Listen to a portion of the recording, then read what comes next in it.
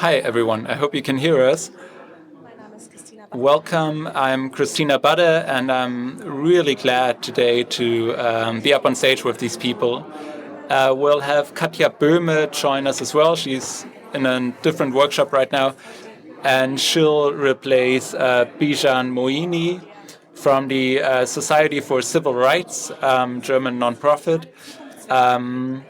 Yeah, when we talk about the internet and digital futures, we always have this, this acceleration when we look at negative effects. They reach people faster and more impactful than the good that we find on the internet. And in the past, utopian literature was very important, but we feel like there's this trend towards dystopias. And so modern science fiction really is based on dystopias. And due to the Industrial Revolution, the two world wars, the crises created by capitalism, the fear of nuclear war, and the fear of the climate catastrophes. And that also led to this fear of science and technology. And whether that's okay or not, it's widespread. But we also find utopian science fiction today, for example, by Ted Chiang, who looks at human, or Banks, who's a favorite author of Zuckerberg and Musk, and who has a space station named after him. Launch station. And so we have these scenarios in which, humanity is governed by AI, by intransparent companies, or by surveillance states. And so this very dark literature, it also led to a current generation of hackers and their skepticism towards the state. And within the next hour, we want to talk with our panel discussion today and discuss whether dystopian sci-fi offers, an outlook for the future, because it tells us what we don't want in the future, or if it hinders us, if there's a subtle influence on the way we go about with the digitization. Or is it maybe just, a form of entertainment, of art? And so, allow me to introduce our panelists today. We have a novelist, we have a director, and later on, a former speaker of the Frankfurt Book Fair. And you've all done so much, and so I don't think you really need an introduction here in this audience, but let me do it very shortly. So, Zoe Beck, you write crime novels, you're a translator, you director for the Kulturbooks Verlag, you're in a feminist network, and you're part of the Verlage gegen Rechts movement, so publishers against the right wing. And you also wrote a book called Paradise City, which was released shortly before the pandemic, in which Germany turned into this health dictatorship. And you won a prize for that book, and so I'm really glad you're here. Thank you. But really, it wasn't about COVID at all. Then Sina Kamala Kaufmann, you're an activist, you're a writer, you're an artist. You published the German Extinction Rebellion Handbook. You have this collection of short stories that was released recently called Bright Matter, Helle Materie, containing 12 short stories. And you, in your work, you often look about social, the social collective of the future, and how we, how we can go about achieving a positive future. I'm really glad you're here.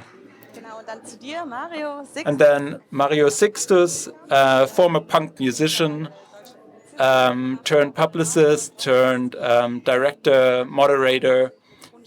You did the elektronische Reporter, electrical reporter, for 8 years, way before people talked about digitization in Germany. And in November, you released your first major movie, Hyperland, in German public broadcasting, ZDF, and which confronts us with a world in which our cell phone is not in our hand anymore, but in our brain. And so I think that's really an important message and really impactful for the German movie sphere. And so thank you very much for being here, Mario. Okay, I'll stay right at you. Can you please think back to the first moment where you saw a sci-fi movie or read a book and thought to yourself, wow, some of these things that are going to happen in the future, especially regarding digitalization, are actually a problem. And yes, well, digitalization was something that came later. It started with William Gibson and the whole cyberpunk movement. But stories that I didn't find very dystopian because the whole inner cities, cyborgs, have wires in your brain. These kind of stories I found very fascinating. But today I just read that this is actually dystopia. But the first time I saw that our future could be rather dark, it was a movie adaptation of H.G. Wells' Time Machine, where very far into the future, there were actually no spaceships at all, and there was nothing similar to the Starship Enterprise, something that I actually envisioned and that I would have enjoyed, but rather it was actually people being very inhumane to each other, and that was the first time where I thought to myself, maybe it is not what it seems and that they're actually lying in the Starship Enterprise. So, Sina, what was your first impression or moment with that? I think I'm actually very grounded in reality, and I always viewed it as science fiction and an imaginary thing, not a direct, with no direct relation to reality. And I saw it a part of. It's just a way of thinking about the future in a creative way. And interestingly, I never had the direct connection between science fiction and the real future. But of course, those are inspirations and aspirations, but they're informed by the present. And overall, I had enough experience by that time, both the horrid as well as the beautiful and the wonderful, that I was inoculated. I connect with science fiction or associate with very positive things, so I have to think a lot. I also just grew up with Star Trek and all of these series. There were many, many grand ideas that I still think we should have, like beaming. It's driving me nuts. We should really have that, and this is something we would actually need. I believe that it's not really science fiction. It's the current situation where you feel threatened. Basically, the nuclear incidents or nuclear war, the situation where someone drops a H-bomb and it detonates, everything is destroyed. Those are the things that I have in the back of my mind when I think about situations or scenarios where I feel afraid of or where I feel frightened.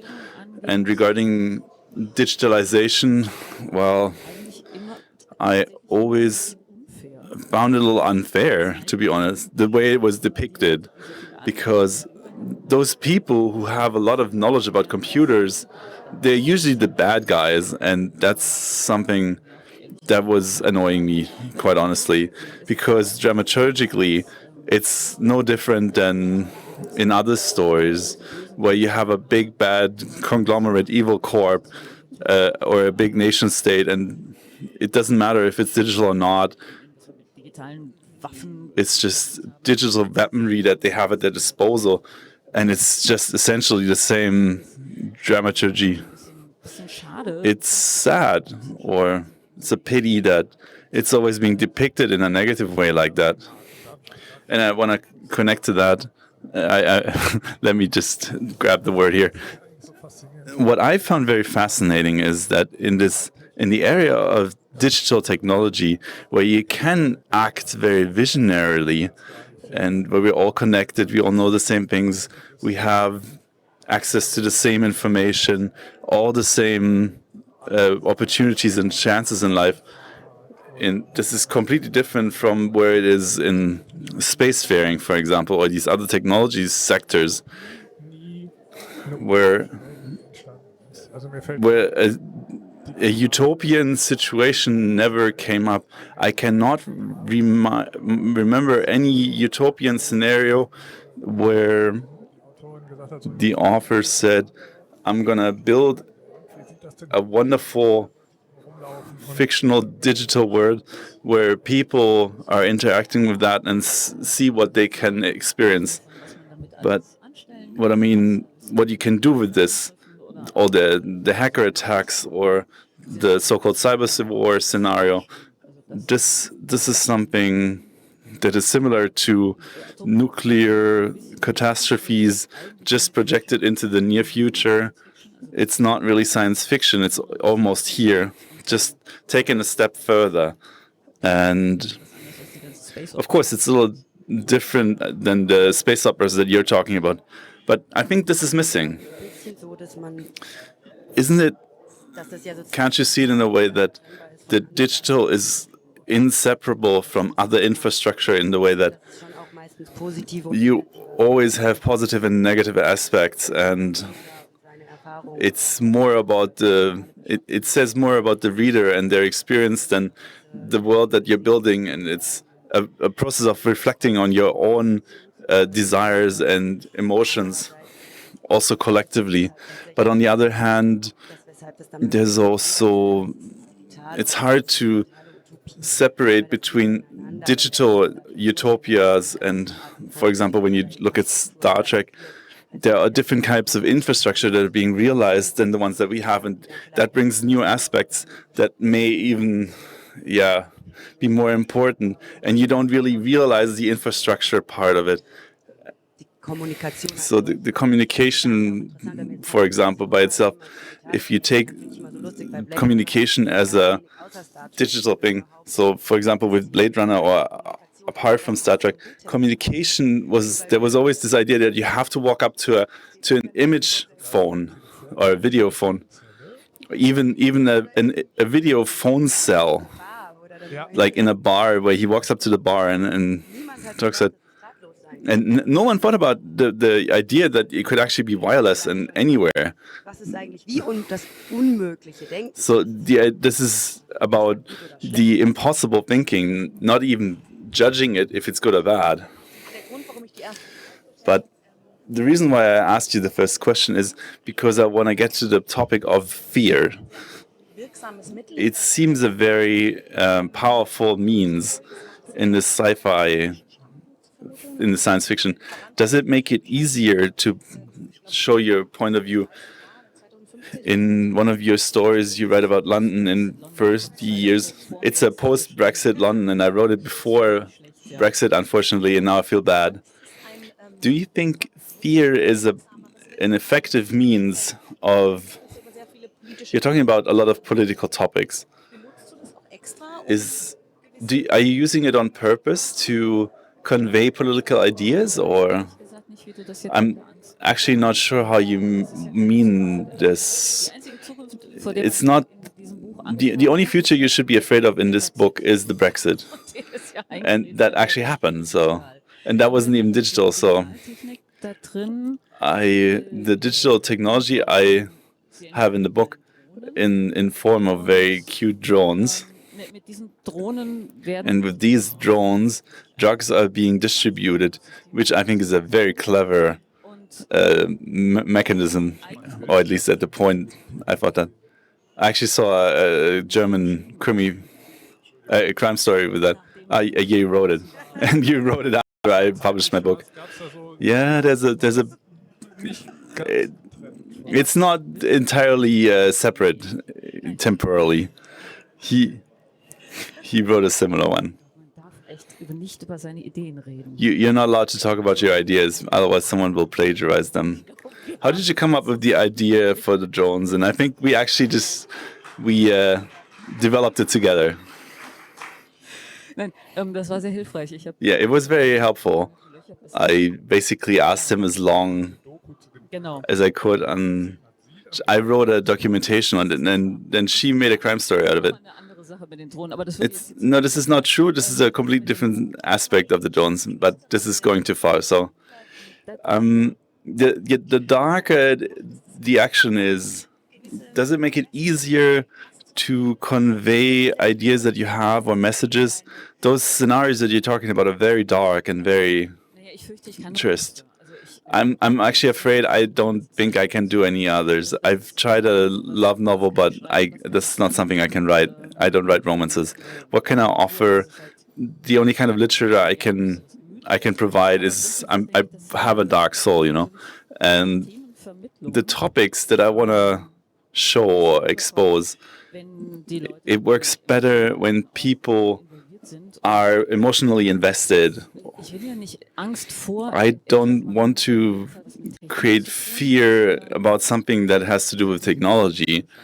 Technology is just a part of the story, and I don't try to show that technology is good or bad, and same for the internet, but it's always about the human, Maybe something in the surroundings of the human changes, but the human side of things, the human element is always the same, and there are always people who use things for their own advantage, for their power.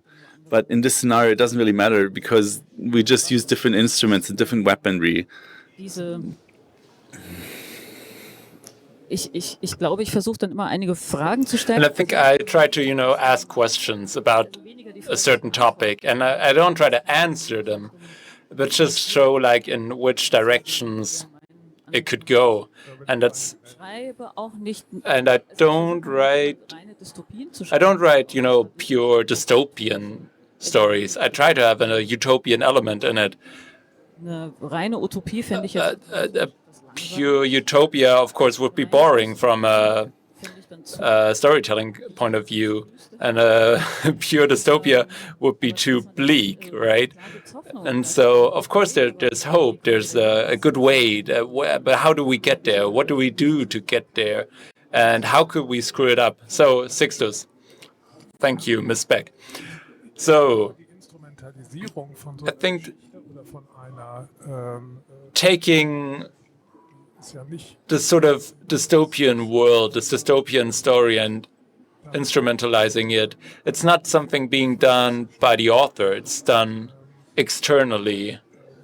So I can write a story in which, or maybe even make a movie in which people are bad, people are evil, and technology is neutral. But all in all, of course, it's a dark story. And then people come, take the story, and people are against new technologies, against digitization. They're like, oh, see, the story Sixtus wrote, it's really bad, right? We don't want that. And so this, to me, is the real danger as someone who produces dystopian content. So it's like, people who are against vaccinations for COVID-19, they take 1984 by George Orwell and are like, oh, look, it's the same as in this book. And of course, that really doesn't have anything to do with it. And so some person with a certain educated background could be like, ooh, why don't we just stay with the tools we've used for the past 100 years? Who needs more than a chalkboard in school? And so, yeah, hyperland.de. Maybe you want to have a look at that. Did you look directly into the camera? I'm going to do it again. Hyperland.de. Yeah, I think this is really interesting, right? So science fiction in the narrative of Octavia Butler. I think she won the Hugo Award for it. Which discussed this question of, is that good or is that bad? So this, this question keeps coming up, and so he said, just like you said earlier, there's always aspects that are negative. There's always positive aspects. And it's always about thinking about the future, having an imagination of the future. And it's always about human behavior. And oftentimes those are the more interesting, the most dramatic triggers when something interesting happens. And so that makes it more difficult to talk about the positive impact in the world because we have to go into the psychology of our characters, which is even, a harder area to navigate and takes a lot of work. And of course, it's all about entertainment. And so we need drama for entertainment, right? Yeah, and just I want to mention we have Katja Böhne up on stage now, so please applaud her. Did you mention why I was here? Genau, also sie ist ein bisschen spät. Well, she arrived a little late because she did a session. So do you want to talk about that? So part of my soul works at the Anne Frank education movement in Frankfurt, and we just talked about the foundation, Erasmus Foundation, which is close to the far-right AfD party in Germany, and we wanted to do some education on that. And so I don't write, but I read for more than 30 years. Wilderness.one. I'm freelance now, and I do utopian freelancing. So it's not just about, creating utopias for the sake of it, but it's really about creating the spark in people's imagination, like what could be different about the world we live in. And I think Republica is a great place for that. But, even outside of this event, and I think you talked about that as well, the waves, the vibrations, really get them going. Utopia, dystopia, I think we're not able to imagine anymore as well as we used to. So it doesn't matter if it's dystopia or fear or colorful, bright images, because we're not really trained. We're not used to doing that. Why do you say not anymore? Was it different in the past? Well, I try to, take a look back on my own small life. And for 16 years, we've had governments which didn't really talk about programs, ideas, development a lot. And so that's what I think about. But I'm gonna turn it over in the back of my mind. Yeah, this is a really interesting question, right? Because oftentimes I'm not sure there are these imaginaries. It's like imagination, creativity, human actors. But isn't that just like depoliticizing a political sphere? Doesn't that just like put the responsibility on the individual? And I feel like, it's partially correct, this role. And my stories, you know, they draw on former utopian stories, but I think maybe we're looking at the wrong target here, right? Because there's a political sphere needs to do something about it, and we need to look at what's, you know, our aesthetic approach as artists, but what is political and is not what is not part of our artistic endeavor. I don't want to delegate and individualize this, but I want the humans who demand stuff from politicians are aware of what they can actually demand. And I think even that is something that we forgot about. I wanted to say something along the same lines, something that may...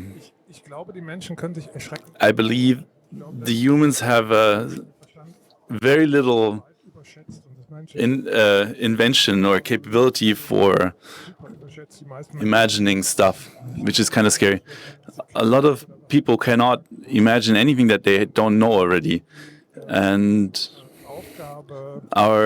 it's our job as science fiction authors is to train their brain, basically give them ideas that they haven't thought of before, so they are being thought of, and that the brain goes towards the limits or the frontiers better, and where their brain normally wouldn't go. Basically, often enough, it's just being recorded what's already in the air, or something that the science is already working on, or basically that's the majority of it, of these narratives, where you just advance the things a little bit, you just take it a step further, stuff that you've already heard of and that you can already imagine. But relatively rarely there are completely unthinkable things. For a few hundred years ago, for example, Mark Cavendish, this is something you know more about than I, but that people live on different planets, that was a lot further ahead than it is now, and nowadays no one's really interested in that anymore. This is just commonplace, but already the going ahead from where we are right now, that's something I find very interesting, because it actually talks to a lot of people and it gets them thinking, but it's not to take away the responsibility from the politicians. I find it's quite the opposite. Whenever I try to push people a little bit, I hope within my heart that they're actually becoming interested, and that's a little crazy, just coming from someone who just writes books, but that they may wake up and then be interested in politics. And it may be crazy, but still, it's better than not doing anything, and I don't want to take any responsibility from that just because I'm an author. And let me ask you, how do you want to try and mobilize people? And yeah, my idea is I just ask questions. I draw scenarios and then say, what do we do with this? I don't answer these questions. If it happens, then it's good or it's bad. That's not what I'm doing. The current book that is usually titulated as a Corona book, but that has nothing to do with it, really. It was about, is it good if our health data or information is collected centrally? And in the book, it was all about the current drug policy, which is not working at all. And I'm trying to explore the reasons why that is and what are the thoughts behind it. And I may have an opinion, but I'm actually trying to expose all sorts of aspects to it. And I find it interesting when you come back to it. And recently, we had a panel where we had a more realistic author who's writing about what Germany could look like in 2050. And he said,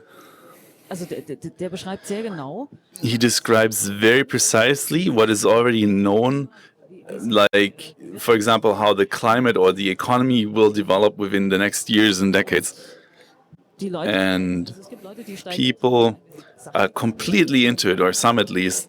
Some enjoy it because they like more literal text, but some other people need to have a story around it, or that need to have some narrative around this, and be it a movie or a book. And this is a very interesting thing because we have these topics and we just try to spread them around. And if you just nudge a couple of people, that's already pretty good.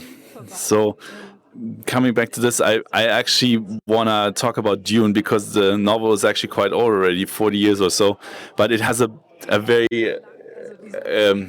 it's very current right now, and it's this struggle through the desert and the drought and the lack of water.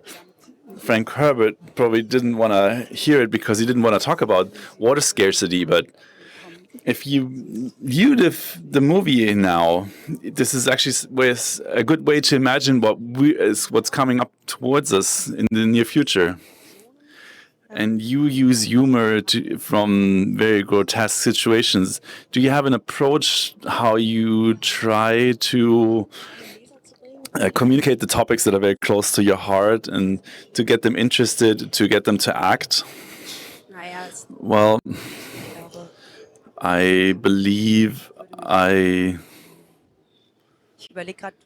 actually trying to think, because it sounds like we're doing human bashing, but we're all these humans, and we're always saying humans should, humans shouldn't. But this is also a problem with the agency of the subject in our times, and everybody is trying to do something, but it's also a movement that is searching, and there's an interconnection between my own way of acting about it and my pain and our own. We all learn self-regulation from interacting with each other in certain situations, and this is something that is clashing in these dystopian novels and in the utopias, and it's mirroring what we're doing. And maybe I always talk about very resilient and very agency-aware actors in my stories, and I'm trying to create they create their own reality. And this is, you can also generalize this to art as well as a whole.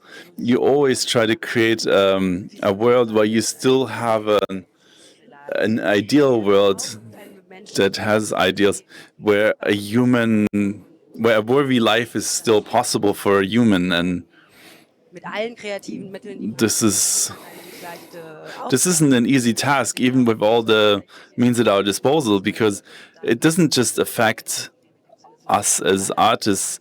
Let me share a thought of Boyce with us. All of us artists are actually called to action, that we defend this ideal and aesthetical world through small and larger signs, that we resist, that we show through small act of defiance, through interventions, that we don't accept the reality, and that searching, that those are actually questions of science, but we as a collective need to think together and to ask the right questions, and then get into action creatively. But I can always come up with an idea, but then this is also authoritarian, and we actually rather need to dream together. And you're trying to give an impulse to the movement, to nudge them a little bit, so that this may have a reaction in your readers. Isn't that what a lot of science fiction is about? Yeah, things that happen, they happen within the reader themselves. I don't have an intention. They have their own experiences, and in the ideal case, it's just a space where someone feels something, where they can reflect.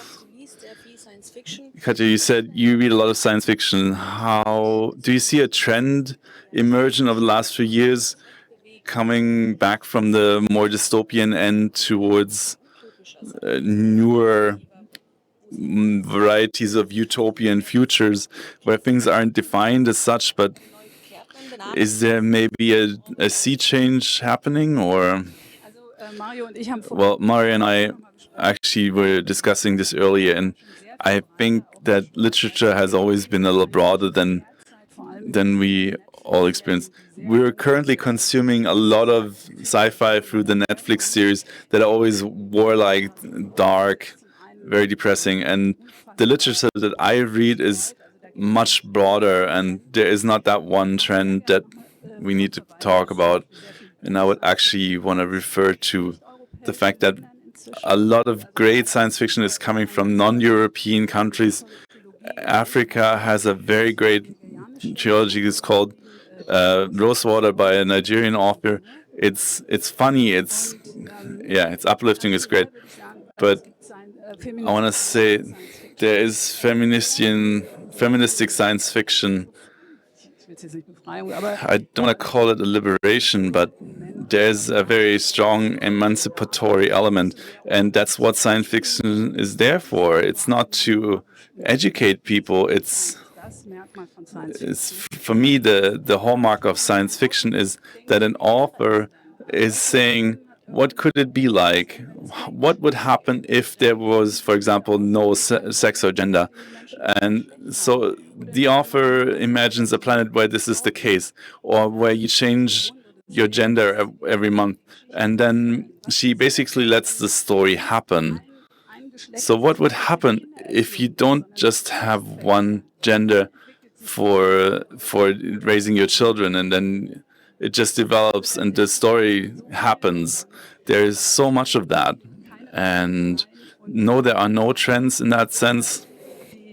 And at the core, a lot of it is possible. I don't want to educate anyone. I have a lot of these projects in my own hoods, but what we need is just hope that we as humans are capable of doing great things. That would be great.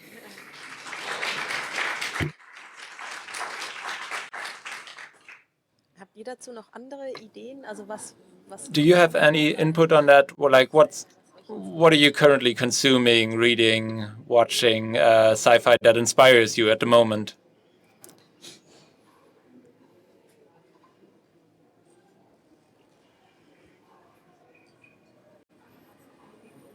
Sorry, the mic's not working.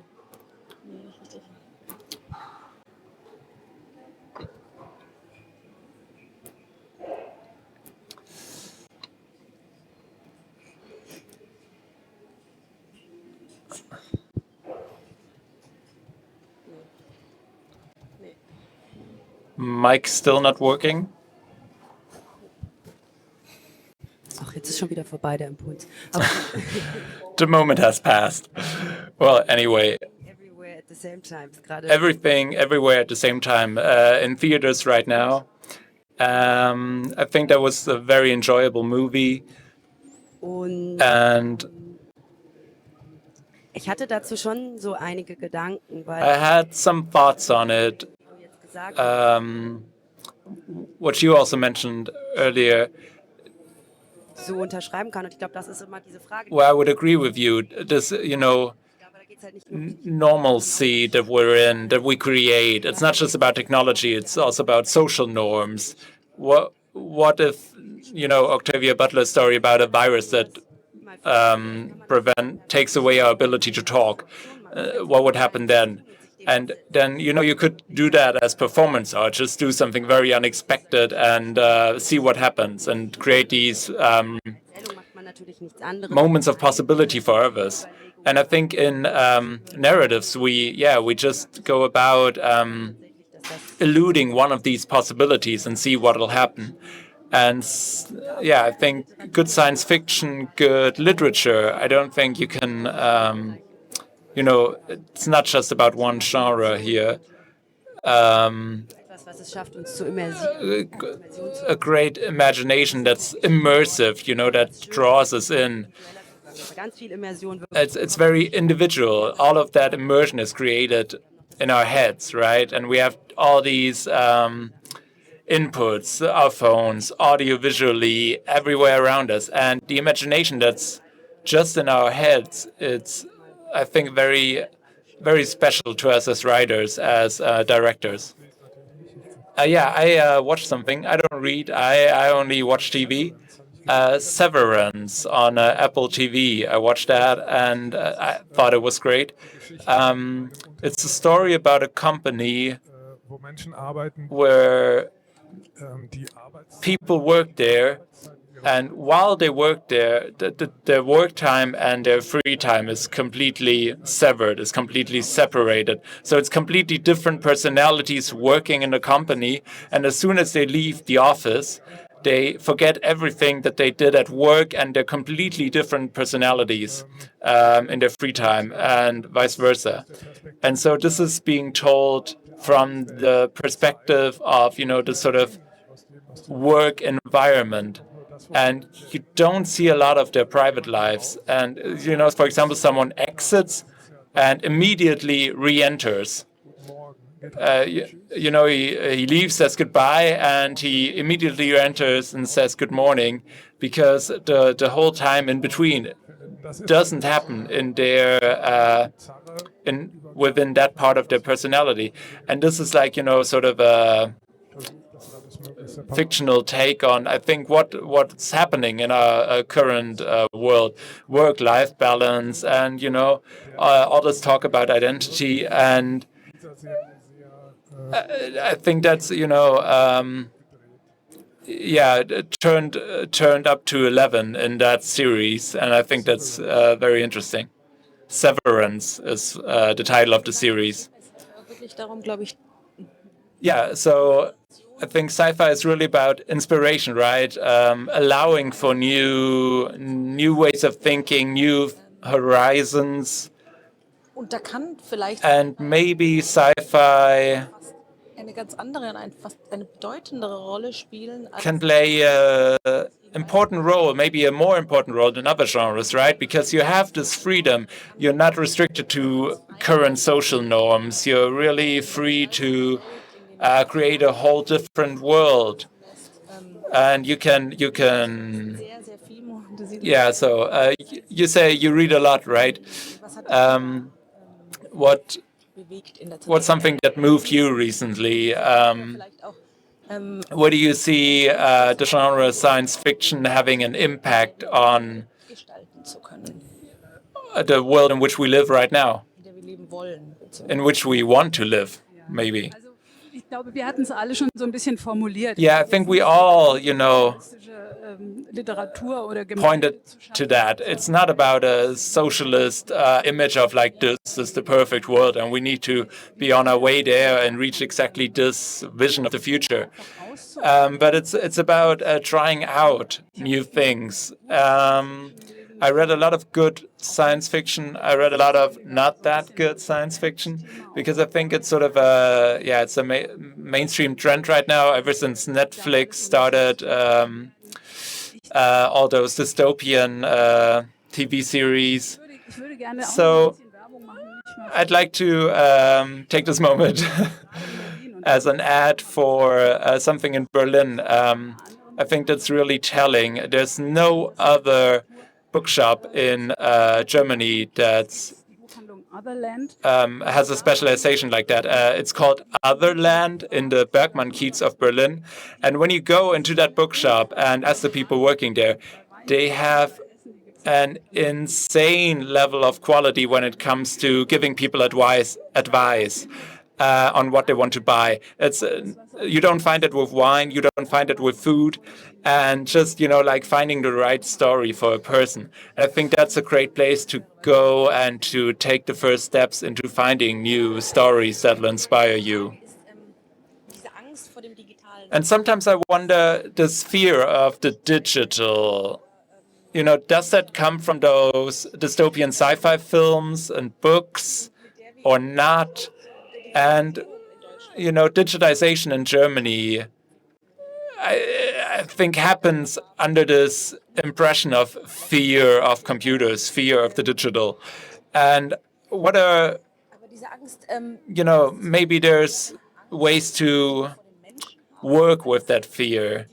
But maybe that fear is, a fear of other people, because it's people making decisions. It's not a computer doing something on its own. It's people deciding, and then that's important to me in this panel today. How can we, reduce this fear of the digital? How can we reduce it, take it away, and how can we use our digital technology in a constructive way on a, path towards the future? Because it's not separate from us, right? Digital technology is very much part of our everyday life. Yeah, I think a lot of stories are being sold as dystopian right now. I think every other episode of Black Mirror, it's not really dystopian sci-fi, it's horror. And digital technology that's, foreign and new to a lot of people. What is artificial intelligence? How intelligent is it? It's still so terra incognita, right? A lot of people don't know anything about that, and so it's really being used as this tool to create horror. And so it's not dystopian in the philosophical sense. It's not creating a world which we don't want to have, which we want to avoid. And so we have to, be careful here. With digital technology, it's easy. We can show this surveillance world, and nobody likes that. I'm being surveilled all the time. Everything I do, every mail I read and write. And so this is very easy as a story to show this, power differential, where there's a big bad company doing big bad stuff, and controls everything, and takes away our agency. And so the possibility to build these scenarios which trigger fear using digital technology, it's very easy to do, instead of in a hammer and a nail, for example. I just want to add two more aspects. The first one being it's an ancient motive, really, that coming out of the Bible, the punishing God, that he's omniscient. It's also the surveillance state. It views everything, it understands everything, and they can interact. And for example, it also conjures the devil. But then we also have the other aspect about the human as such. They fear things that they cannot control. For example, the golem or Frankenstein's monster, or those are the same fears that we have with AI, where we create something just like Frankenstein, who is just fiddling about and created something, and then it suddenly has a mind on its own, and we don't have any influence in it anymore. And this is also a motive in the very first Enterprise episodes, where you have a computer that suddenly has their own will and their own mind, and it's a fear by the human that humans create something that obsoletes themselves, and we just transferred that onto the digital technology. This is nothing new, really. I think the question is very interesting. Can't you make humans less afraid of digital technology, but I'm not responsible for their feelings? Obviously, needs and questions like a need for safety, same with abuse and digitalization.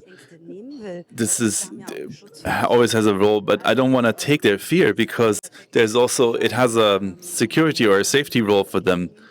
We have to decide how we deal with the fear, and this is something that we as a society or in the political system have to deal with. Fears, for example, we basically try to remove it from the political process, and then it's coming back in from the side, and this is something that gives hints towards other things like, do we have a functioning public square, or do we have the right processes for finding political opinions within parties, within the general public? Those are important questions that we can create a very small space through a very clear vision how it would work.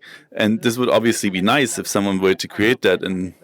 But I think everybody needs to work on this to have a working general public, to have a better way of dealing with danger, with fear, that we have journalists that have their roles that they fill in within democracy, and that we advance those different positions in society. And those are questions that are also being discussed on the other stage. And we need to ask ourselves if we push our need for safety back onto digitalization, and that we do what we always do. We basically exploit nature. We're basically afraid of being eaten by a tiger, but it's not as bad if you die on a highway. So this can also just turn into a need for very direct control. And there's a reason why Germany and the German-speaking region sort of took a leave of absence from these larger ideas and the larger ideologies. What's the bigger ideology? We're searching for this, but it's similar to the cult about a genie, or it's just a different way of living this problem. And it can only work step by step. We all have these feelings. We all have those fears. We have a need for safety. But is the role of the art really the same, or is it different than the one for politics as on stage one? And what is your role in this and the way you tell your stories and how you communicate? I mean, not every sci-fi author is politically active and socially active, and I think people like you have a very different role, and at a very deeper level than, for example, at the political stage. And I want to thank you for your contribution. I definitely learned a lot from your works, and you're giving us a lot of the right impulses, giving us good nudges, and that help us to think ahead. And I'm very grateful for this.